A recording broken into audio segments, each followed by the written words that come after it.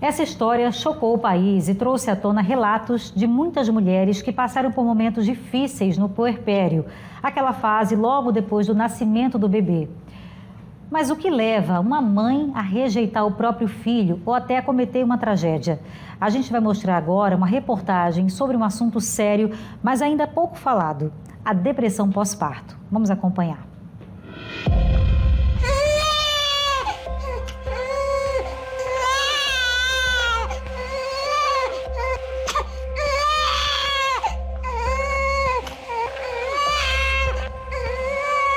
Teve um dia que ele chorou muito aqui, ele chorou muito. Eu deixei ele chorar. Deixei ao ponto de eu sair.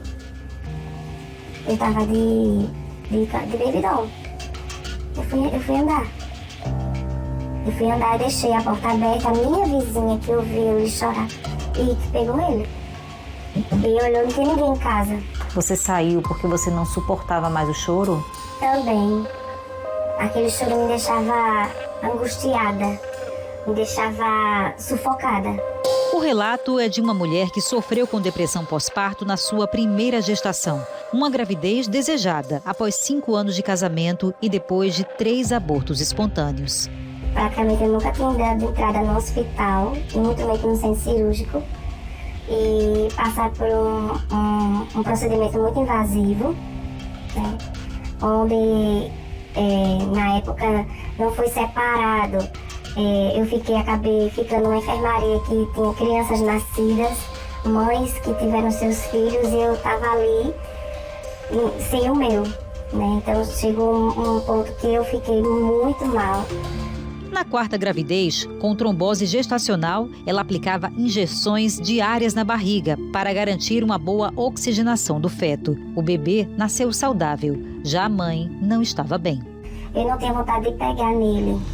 Eu era muito robótico, muito automático. Se dava para dar banho, eu dava banho, mas não tinha muito contato visual. Eu não tinha um carinho, eu não sentia amor. Eu não tinha, pra mim era um desconhecido. Eu lavava ele, trocava de roupa, ou botava na cama, botava no berço, dava o pai dele, mas eu não ficava com ele no colo. Aí foi quando meu esposo falou com uma prima minha, eu tava estranhando o meu jeito, aí minha prima veio pra cá com a intenção de me ajudar, mas ela veio me observar.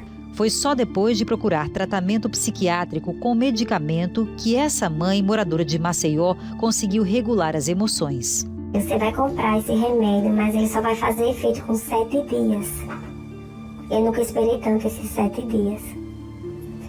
E realmente, quando chegou no 7º dia, que eu me levantei, que abri os olhos, foi como uma chave tivesse virado. Eu olhei pro meu marido, que quando ele saía para trabalhar, eu chorava. Não vai agora, fica mais um pouco, não vai agora. Nesse dia eu acordei, levantei, olhei para ele e disse: pode ir trabalhar. Ele olhou assim, arregalado, disse: pode ir, tá tudo em paz. Apesar de pouco falada, a depressão pós-parto não é rara no Brasil. Entre as mulheres, o assunto é mais familiar. Porque muitos acham que isso é frescura, né? E não é. A mulher também precisa de atenção, porque as pessoas acham que é só ver as crianças, né? As crianças nascem, vou olhar as crianças. Mas tem que entender que quem teve a criança também precisa de cuidado, precisa de atenção. Saberia reconhecer algum sinal de uma mulher que está com um transtorno pós-gestação? Normalmente é aquele cuidado que ela não consegue ter com o filho, chorar. Nas últimas semanas, as redes sociais foram inundadas de comentários. Relatos que deixaram de ser confidenciais e se tornaram públicos depois que um crime mexeu com as lembranças sombrias de muitas mães brasileiras. O assassinato da recém-nascida Ana Beatriz, em Novo Lino, Alagoas, chocou o país após a confissão da mãe, Eduarda Oliveira, que disse ter matado a filha asfixiada com um travesseiro porque não aguentava mais ouvir o choro da bebê.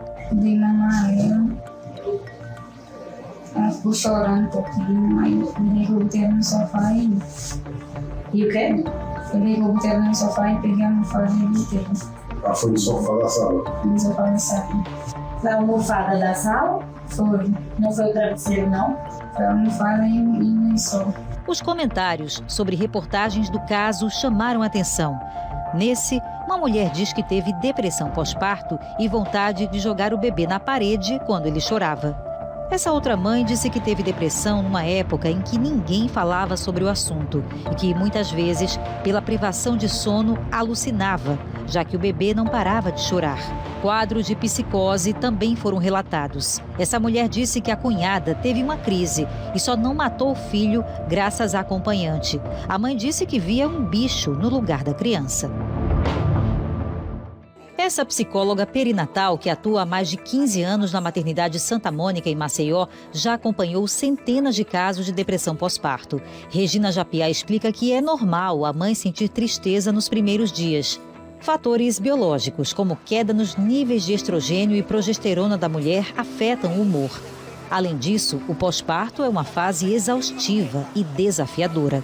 Esse período em torno do nascimento do bebê, que envolve a gestação, o parto e o pós-parto, é o período de vida da mulher que ela está mais suscetível, está mais vulnerável a alterações de humor e ao adoecimento psíquico. E aí o que é que acontece?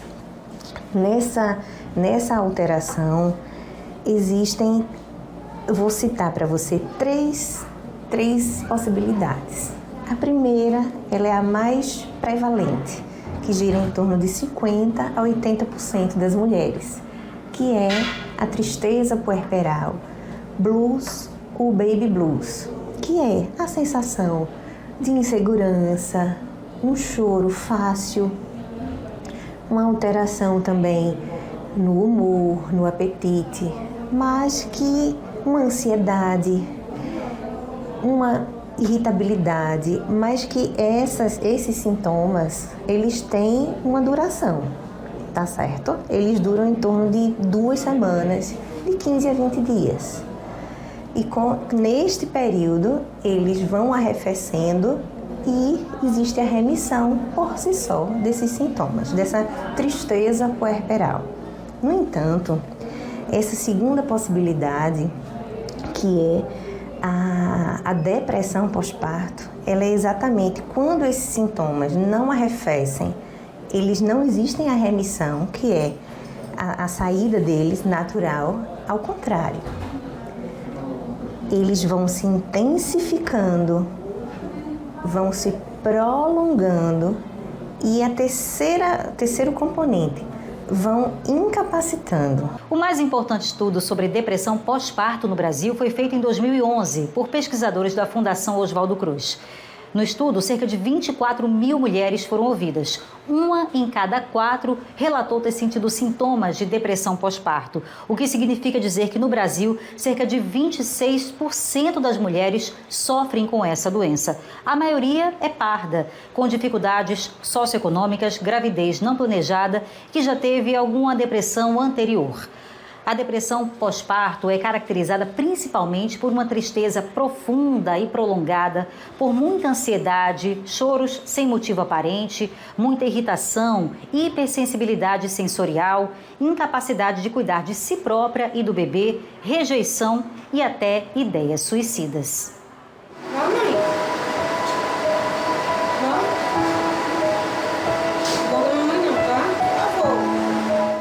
Hoje, Stephanie vive com tranquilidade pós-parto. Ela acabou de dar à luz ao segundo filho, Dante. Mas no primeiro puerpério, a depressão se instalou. A jornalista tentou dar conta da filha Dandara sozinha e, num momento de muito isolamento, sofreu crises de pânico e alucinações. Ficava trancada o dia todo no quarto com a minha bebê, amamentando no escuro. E eu não conseguia sair do quarto. E às vezes, quando eu tentava sair do quarto, eu tinha pensamentos de que algo muito ruim ia acontecer, sabe, com a gente. Eu imaginava, sei lá, eu ia tentar abrir a porta do quarto, eu abria a porta do quarto para sair. Eu imaginava a porta soltando e caindo em cima da gente, sabe? Crises de pânico, assim, eu tinha diárias. E foi muito, muito, muito doloroso. Os pensamentos eram muito fortes e recorrentes. Pensamentos autodestrutivos muito ruins. Por exemplo? Por exemplo, de fazer algo contra mim mesma.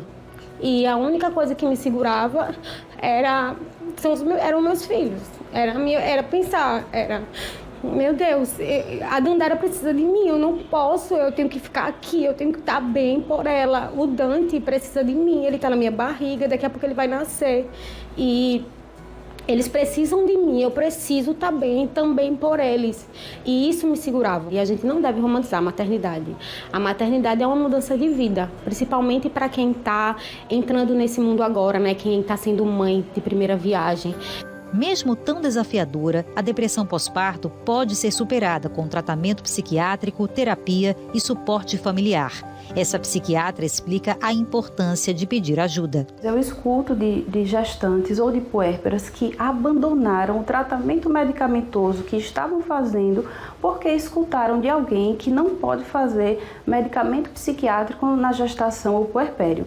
Isso não é verdade. Hoje em dia nós temos uma gama de medicações antidepressivas que são seguras na gestação. Então a gente trata e vê realmente os resultados disso acontecerem. A psiquiatra ainda faz outro alerta. Quadros depressivos anteriores à gestação podem voltar no pós-parto. Cerca de 13% apenas das gestantes e puérperas são adequadamente tratadas nessa fase tão importante.